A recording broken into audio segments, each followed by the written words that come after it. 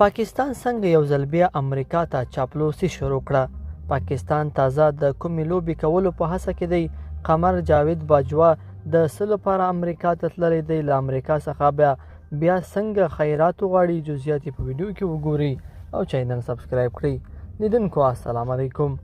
د پاکستان د پوځ مشر جنرال قمر جاوید باجوا په یو رسمي خو مرموز سفر امریکا متحده ایالاتو ته رسیدلی.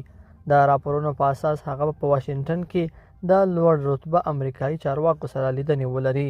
د پاکستان د پوځ په یوه اعلامیه کې راغلي چې جنرال باجوا د امریکا په نیویارک کې د ملګرو ملتونو د سرمنشي د پوځي چارو سلاکار جنرال بیرمی ډوب سره لیدلي.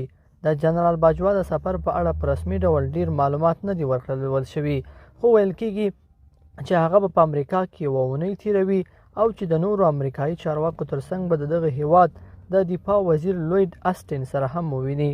باجوا په داسې حال کې امریکا ته په سفر تللی چې راتلونکې میاشتې د پاکستان د پوځ د مشر په توګه دنده پای ته رسیږي. له دې سره د پاکستان تر کنټرول لاندې ځینو قبایلي سیمو کې د پاکستان د پوځ خلاف د بریدونو د زیاتېدو خبرونه هم ورکول شوي دي. د پاکستان د تحریک طالبان په نوم ډله دغه ادعا شوو بریدونو او تلفاتو مسؤلیت پر غاړه اخلي.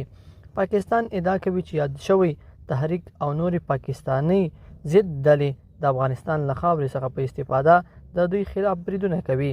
په افغانستان کې د طالبانو د حاکمې ادارې ویان ذبیح الله مجاهد بیا د جیش محمد ډلې په اړه پاکستان تورن کړ چې خپله دغه هیواد رامنځته کړي او تر خپل کنټرول لاندې سیمو کې پالنه کوي. د پاکستان او افغان طالبانو د اړیکو ځینې منتقدین بیا باور لري چې پاکستان په افغانستان کې د ترهګرو ډلو د ځای پر ځای کېدو له ادعاو سره غواړي د هغوی خلاف پر افغان خاورې د امریکا د بې پیلوټه الوتکو د څارنې د زمینه برابرولو لپاره امریکا سره معامله وکړي. امریکایي چارواکو له افغانستان څخه د خپلو ځواکونو له ویستو وروسته د افغانستان په فضا د خپلو بې پیلوټه الوتکو څارنې او بریدونو ته دوام ورکړی دی. لیدونکو په دې هیله چې دا مطلب مو تر پایه لیدلی وي. کومه ویډیو خوښه شوې ویډیو لایک کړئ او چینل سبسکرایب کړئ. تر بیا ښه وخت.